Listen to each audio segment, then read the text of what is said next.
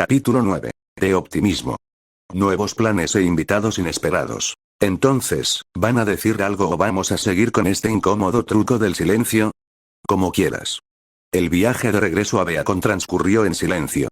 Los miembros del grupo de cazadoras adolescentes en entrenamiento, Ruby, se sumieron en diversos tipos de pensamientos hoscos. Black estaba sentada con las piernas encogidas y la cabeza agachada. Weiss simplemente miró el piso del auto. Ruby miró a sus compañeras de equipo, preguntándose si debería tratar de consolarlas, pero finalmente sacudió la cabeza y no dijo nada. Y Jan simplemente miró por la ventana, negándose a mirar siquiera a los demás. Especialmente al hombre que viajaba al lado del conductor. El hombre antes mencionado vestía una chaqueta de cuero roja que, teniendo en cuenta el tipo de acción que había visto esa noche, estaba notablemente intacta. Incluso su cabello, que colgaba en un flequillo que le cubría la mitad del rostro como siempre, parecía intacto. En cuanto al hombre mismo, miró a sus estudiantes por el espejo retrovisor, pero decidió dejarles que tuvieran su sesión de cavilaciones. Muy pronto, tendrían que dar respuestas.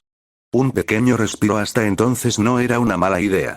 El coche atravesó las puertas automáticas de entrada de la principal academia de entrenamiento de cazadores de Vale, Beacon. Al reconocer la señal electrónica del vehículo, las puertas metálicas se deslizaron hacia un lado, lo que le permitió entrar. Unos minutos más tarde, se detuvo en la pasarela que conducía directamente a la temida torre que la mayoría de los estudiantes nunca visitaban y esperaban no tener que hacerlo nunca. «Esta es nuestra parada», dijo el hombre de cabello plateado. Al salir del auto, esperó a que las chicas hicieran lo mismo, y así lo hicieron. Las cuatro se quedaron frente a él, negándose a mirarlo a los ojos, incluso cuando el auto se dirigía al garaje.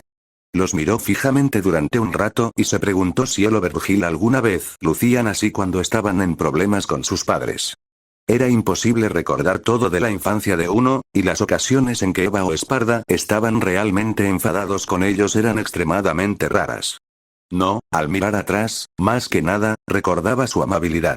Los pocos recuerdos que Dante tenía de esos 8 años con su familia eran todos buenos. Las cosas se fueron al infierno, ¿no? Ruby era mayor que él y Virgil cuando sus vidas dieron un vuelco. No son tan diferentes de nosotros, hermano. Decisión tomada, se giró y encaró la torre, con una sonrisa invencible una vez más en su rostro. El tiempo se está perdiendo. Terminemos con esto de una vez. Caminó hacia adelante y escuchó los pasos de sus estudiantes que lo seguían. Subieron hasta la torre en un ascensor metálico, cuyas puertas se abrieron para revelar una oficina lujosamente amueblada. Justo enfrente había un escritorio de madera ornamentado. Y detrás de él, estaba sentado un hombre de cabello gris cuyos ojos parecían estar ocultos por sus anteojos, aunque su mirada estaba claramente fija en el cazador de demonios y los 4 adolescentes. Las chicas miraron a Ozpin con incertidumbre. Sabían que estaban en problemas, pero era imposible saber qué tan graves eran, dado que la expresión del director era indescifrable. En cuanto a Dante, él caminó hacia adelante, sin inmutarse. «Hola, Oz. Bonita noche, ¿eh?» «En efecto», respondió el mago. «Particularmente bueno para los encuentros, ¿no te parece?» «Bastante bien. Ideal para entrenar. Pero no tanto para misiones de espionaje frustradas. Para ellos no hay buenas tardes». Todos los miembros de Ruby se encogieron. Esas reprimendas no tan directas, pero también bastante directas, dolieron. Fue increíble lo bien que combinaron el sarcasmo suave e indetectable de Ozpin y las declaraciones alegres pero demasiado precisas de Dante. Afortunadamente para Ruby, o desafortunadamente, había alguien más en esa habitación, que decidió ser mucho más directa con sus palabras.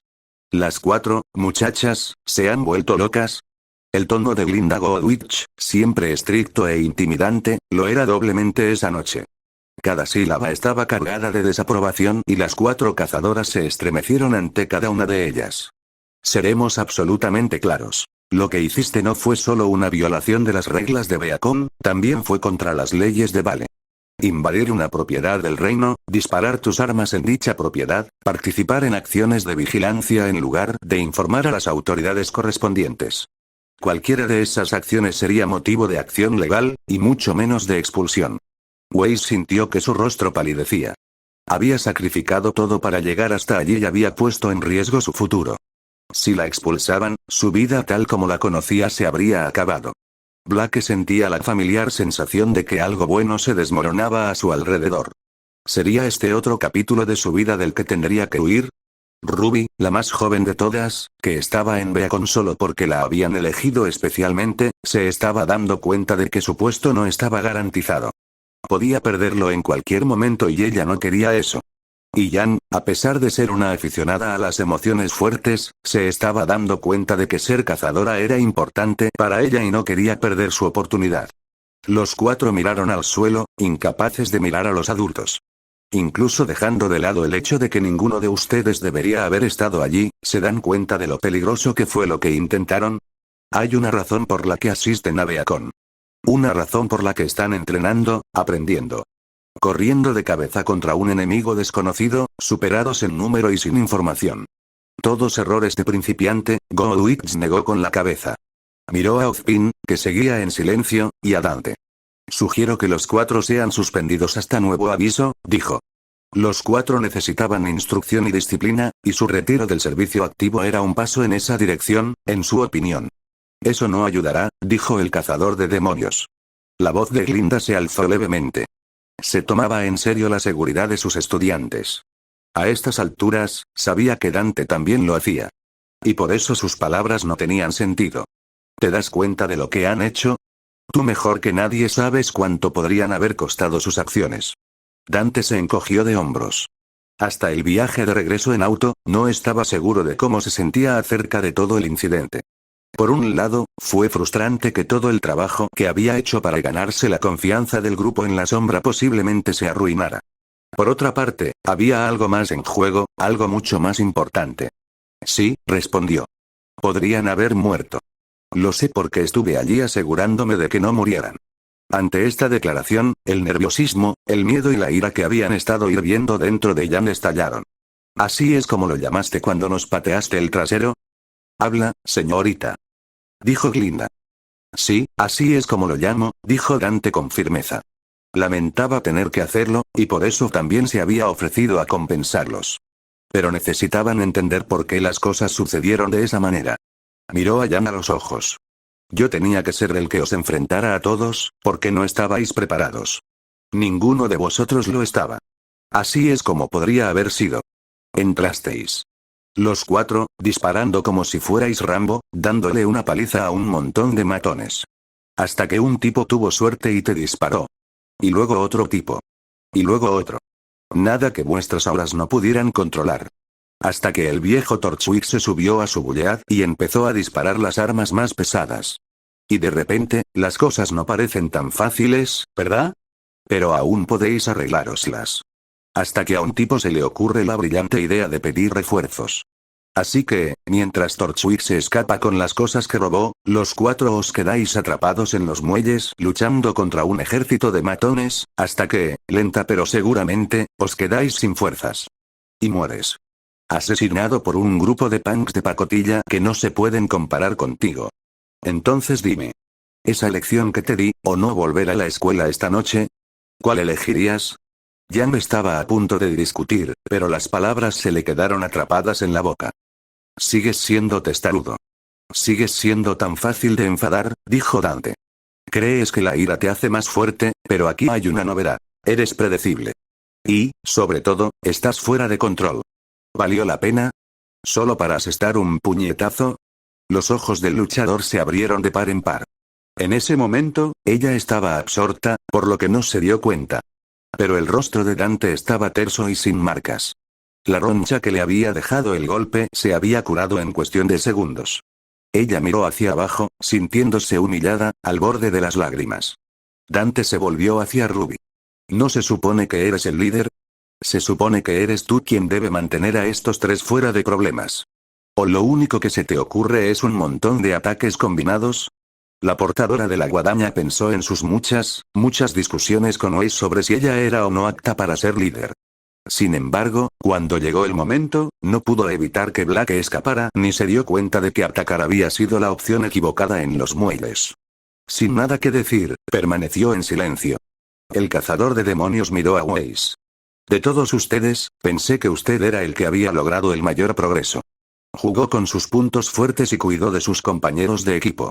Si tan solo hubiera sido la voz de la razón que siempre dice ser. Weiss hubiera preferido que se hubiera enfadado. Esta decepción le dolió más. Y finalmente, se volvió hacia Blake. El gato fauno sentía muchas cosas, y entre ellas, la más importante era su miedo y desconfianza hacia el hombre que estaba casi convencida de que era un demonio. Tú eres el que empezó este lío, dijo Dante. Blake no dijo nada. Dante la miró con curiosidad. De todos los miembros de Ruby, ella era sin duda la que menos conocía. Sabía que era una fauno, una que pretendía ser humana, pero poco más. ¿Fue por eso que fue a los muelles? ¿Sabía ella que Colmillo Blanco estaría allí? ¿Fue esto algún tipo de intento de arreglar las cosas, como fauno? Elegiste la batalla equivocada, le dijo. Hay cosas de las que no puedes escapar. Tal vez deberías empezar por ellas. Miró fijamente su arco y Blake se dio cuenta, conmocionado, de que lo sabía. Sabía lo que ella realmente era. Pero a ese juego podrían jugar dos. Ella también sabía lo que él realmente era. Pero, ¿tenía razón en eso? Ahora que la batalla había terminado, miró hacia atrás y vio cuán distorsionado había sido su pensamiento. En primer lugar, Dante tenía razón en una cosa. Ir a por el colmillo blanco con San había sido una mala idea. Habría hecho que los mataran a ambos. Después de ese error inicial, cometió otro al desperdiciar la oportunidad que Dante había creado para que ella huyera. No había presionado el ataque, lo que significaba que en cualquier momento podrían haberse retirado. Lo que la llevó al punto final. Dante podría haber acabado con ellos en cualquier momento. Era increíble que ella y el resto del equipo hubieran decidido pelear con él, a pesar de saberlo. Ya habían visto lo poderoso que era, lo hábil que era. El resultado ya estaba decidido. Lo que ocurrió fue que Dante simplemente les mostró lo superados que estaban. Ella no sabía cómo sentirse ante eso. Por un lado, estaba claro que Dante los había salvado de Torchwick y de Whitefang, pero también había sido indulgente con ellos durante su batalla. Pero también estaba la molesta verdad de su identidad. El miedo instintivo que todos los habitantes del mundo mortal tenían hacia los demonios estaba coloreando su pensamiento. Y ese mismo miedo estaba distorsionando su lógica, dándole razones para desconfiar de él. Por eso, para ella, era aterrador que ese demonio no solo estuviera en Beacon, sino que la mayoría confiaba en él y lo apreciaba. Y lo que fuera que estuviera planeando era a largo plazo, por lo que no veía motivo alguno para matar a nadie en ese momento. Mientras todos estos pensamientos pasaban por su cabeza, fue Glinda quien habló en voz alta. Lo que usted ha señalado es una prueba más de que estos cuatro son inmaduros. No están preparados para las pruebas que les aguardan, afirmó. Por supuesto. Y nunca estarán preparados si los mimamos demasiado, respondió el guerrero mitad demonio. Glinda frunció el ceño. ¿Por qué los defendía en esto? ¿No vio el daño que estaba haciendo al dejar que Ruby pensara que no había consecuencias por sus acciones? Pero antes de que ella pudiera señalarlo, Ozpin decidió hacer oír su voz. ¿Qué sugieres que hagamos con el equipo Ruby, Dante? El cazador de demonios apenas le dirigió una mirada al equipo mientras respondía. Lo mismo que estamos haciendo ahora. Educarlos, mantenerlos en la escuela, mostrarles dónde se equivocan y obligarlos a trabajar hasta que lo solucionen. Nadie habló por un momento. A nadie se le escapó que Dante estaba diciendo que básicamente se les permitiría seguir asistiendo a la escuela, sin ninguna suspensión o acción legal contra ellos. Entonces, asumirás la responsabilidad. ¿Por los problemas que han causado con tu investigación? ¿Y por el propio equipo Ruby? Preguntó Ozpin. Todos los miembros del equipo levantaron la mirada mientras Dante respondía esa pregunta sin dudarlo. Por supuesto que lo haré. El trabajo de un maestro es mantener a sus alumnos bajo control. Si no pudiera hacer eso, no habría aceptado este trabajo en primer lugar. No fue solo una declaración de confianza en sus propias habilidades. Había otro mensaje allí, uno que Ruby escuchó alto y claro. Él creía en ellos. Para no volver a cagarla. Para aprender de esto y mejorar. Él les estaba mostrando que su fe en ellos era más fuerte que algo que pudiera romperse por un error. Y les estaba demostrando que estaba de su lado. Y esa fue una razón mucho más fuerte para tomar en serio sus palabras. Mucho más que cualquier cantidad de semanas que hubiera pasado suspendido de Beacon o en prisión. Ozpin pasó unos momentos simplemente mirando al cazador de demonios, ninguno de los dos retrocedió mientras se miraban a los ojos. Finalmente, el director asintió. Muy bien, entonces. En esta ocasión, y solo en esta ocasión, el equipo Rubí será excusado por sus acciones, por recomendación del instructor de combate Dante. Tengan en cuenta que esta no es una oportunidad que se haya dado a la ligera, ni es una oportunidad que se dará nuevamente. ¿Está claro? Sí, señor, dijeron los cuatro. Entonces puedes regresar a tu habitación. Cuando la puerta del ascensor se cerró detrás de ellos, la atención de Ozpin se centró en el propio cazador de demonios. Estás poniendo mucha fe en ellos, señaló el mago. Sí. Creo que la gente responde mejor a eso. Pero bueno, estaré atento para asegurarme de que no cometan errores. En efecto. En otro orden de cosas, en relación con tu investigación, bueno, normalmente diría que mi tapadera ha sido descubierta, pero creo que deberíamos esperar y ver qué pasa. Al menos hasta que vuelva a hablar con Torchwick, es mejor no sacar conclusiones apresuradas. Hizo una pequeña pausa. Ah, sí. Además, sería una buena idea empezar a peinar la ciudad bajo tierra y quizás instalar más seguridad. Estoy bastante seguro de que planean atacarnos desde dentro. Dante todavía no confiaba en Ozpin, pero si era para evitar bajas, cooperaría. Muy bien, entonces ¿hay algo más que quieras añadir? Dante pensó un poco y recordó que había otro suceso extraño en los muelles. Me encontré con un demonio allí atrás. Uno inusual. Pero logré escapar. Glinda lo miró alarmada. Eso no es bueno. ¿Hay una de esas criaturas corriendo por el centro de Vale? Eso parece. Razón de más para poner esa seguridad. Pero tengo la sensación de que me la volveré a encontrar. Después de haber dicho todo lo que tenía que decir, Dante salió de la oficina. Para su sorpresa, en el ascensor se le unió Glinda Goldwitch. En un principio, alzó las cejas y decidió no decir nada. Tal vez ese no fuera el mejor momento para sus bromas habituales. Los dos permanecieron en silencio mientras descendían.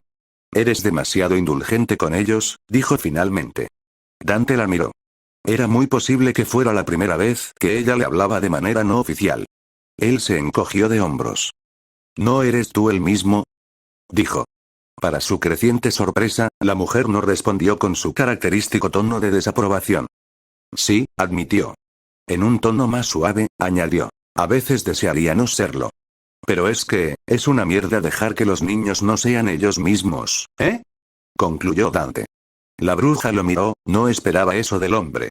Esta noche ya sufrieron un duro golpe en su confianza, dijo. Suspenderlos habría sido lo peor que podría pasar después de eso.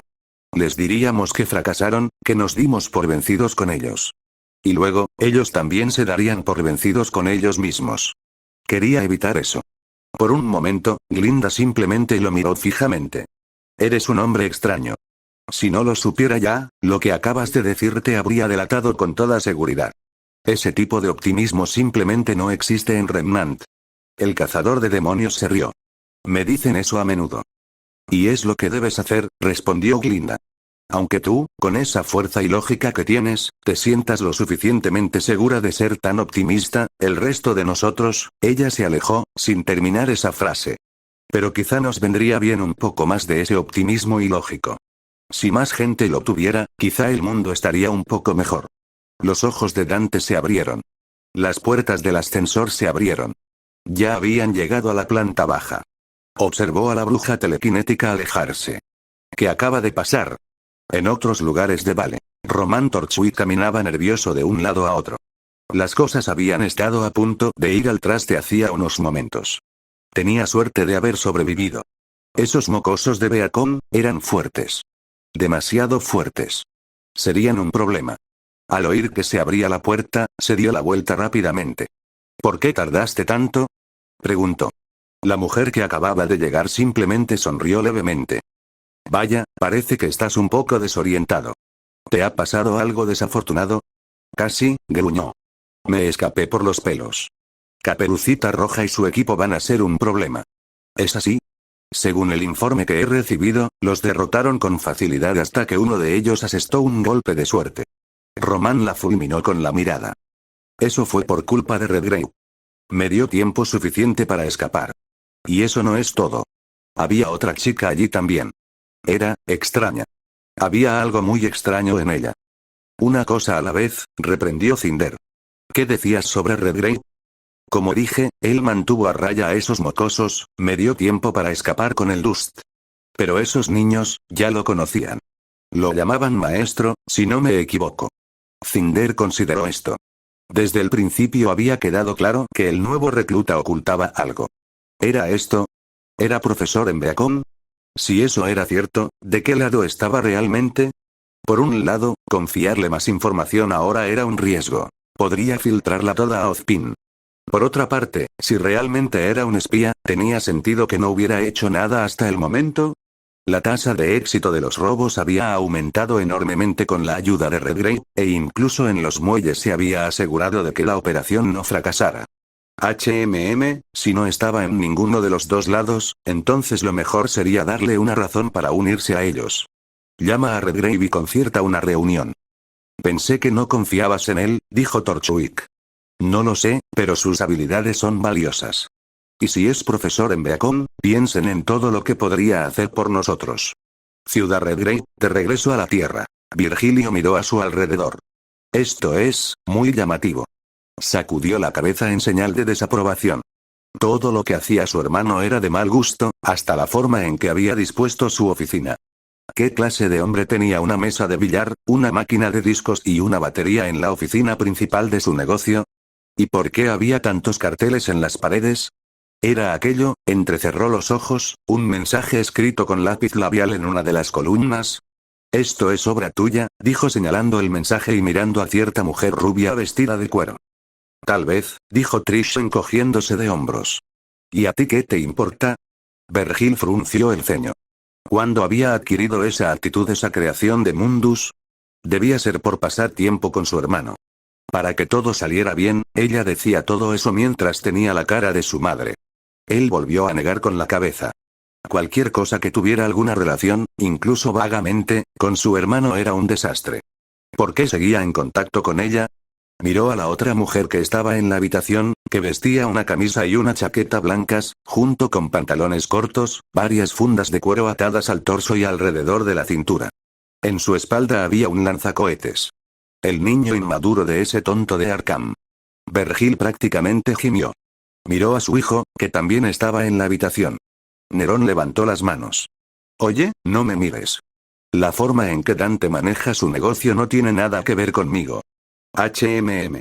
Ignorándolos a todos deliberadamente, se dirigió hacia las paredes, donde colgaban varios brazos del diablo. Vio un conjunto familiar de guanteletes y grebas negras y plateadas. Esto es mío, creo. Extendió su mente y su mano, haciendo contacto con él. De inmediato, escuchó un aullido telepático de ira y miedo. Tú. Gritó Beowulf en su mente. El que me puso en este estado lamentable. Miserable engendro de Esparda.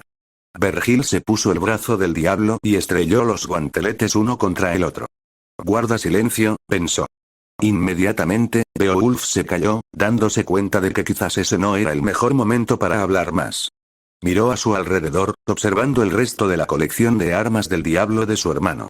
La espada Esparda ya había sido absorbida por Dante, pero Vergil aún tenía curiosidad por ver qué demonios había derrotado su hermano.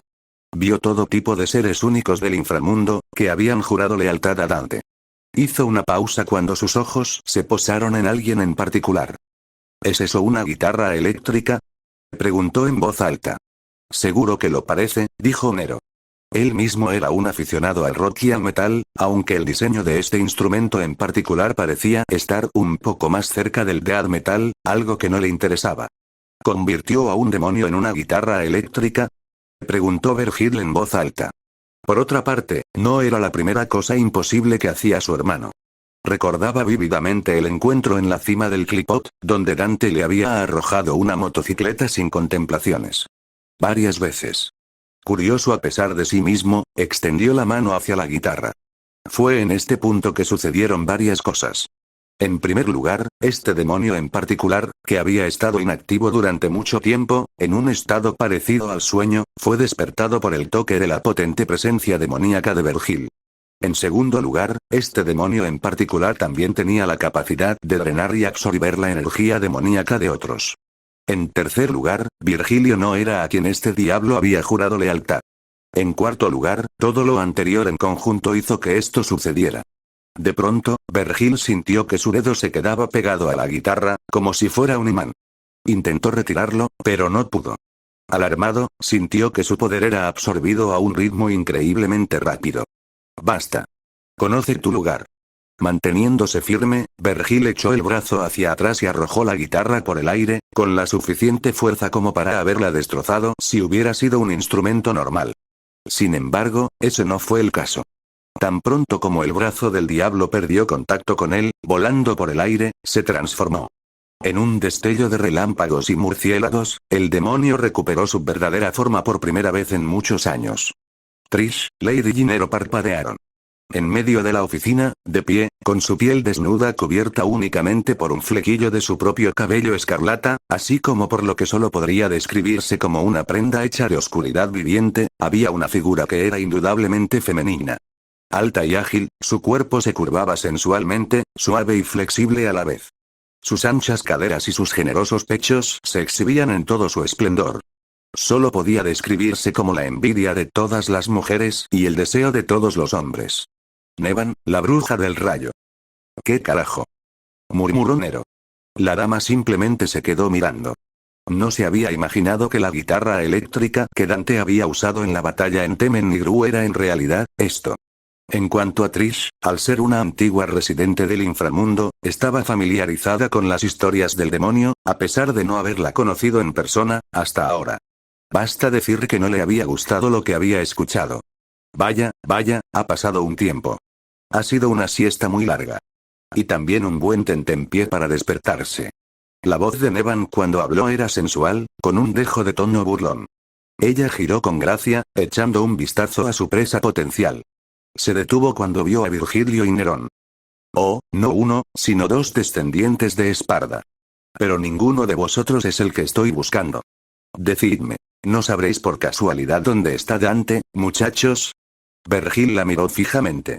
Vaya subordinado que eres. Ni siquiera te has dado cuenta de que tu amo ya no está en este mundo. Inmediatamente, la actitud tranquila de Nevan cambió. Sus ojos brillaron de un rojo siniestro mientras mostraba los colmillos y gruñía. Mientes. Dante no puede estar muerto. Tienes una enorme fe en mi incompetente hermano menor. Silencio. No quiero oírte insultarlo. Una ráfaga de relámpago golpeó el suelo donde Vergil había estado parado hace un momento, vaporizando instantáneamente una sección de él. Ella es fuerte, notó Vergil.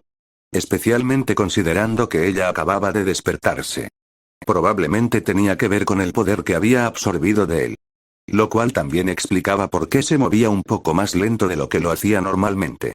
Vergil en su estado normal, en cualquier otro campo de batalla, ya habría cortado a Nevan.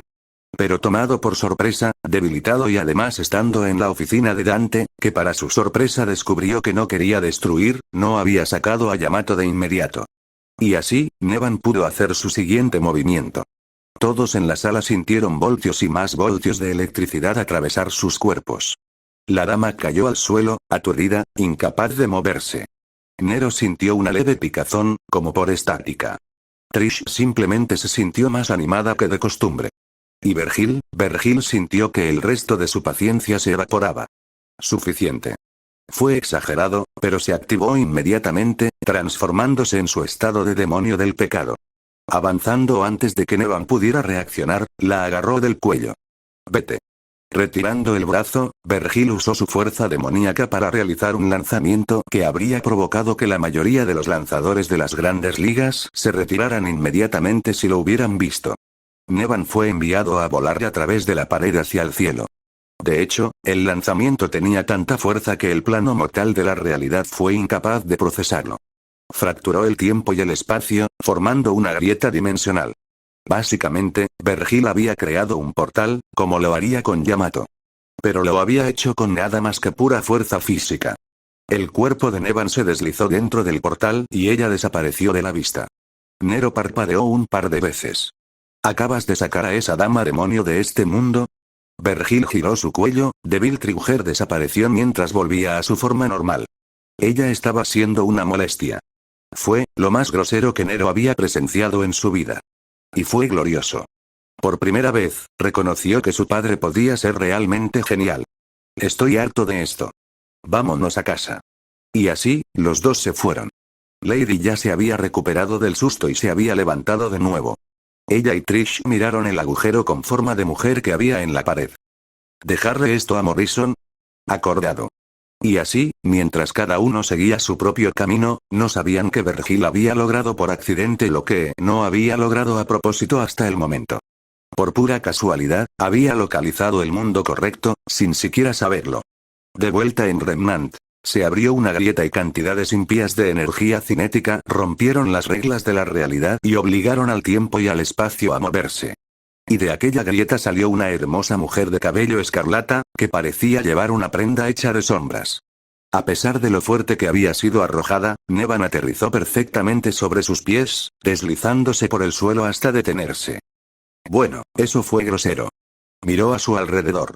Al ser un demonio, estaba familiarizada con la idea de que existían varios universos, pero esta era la primera vez que se encontraba en uno aparte del inframundo, o la versión del mundo humano en la que había estado antes.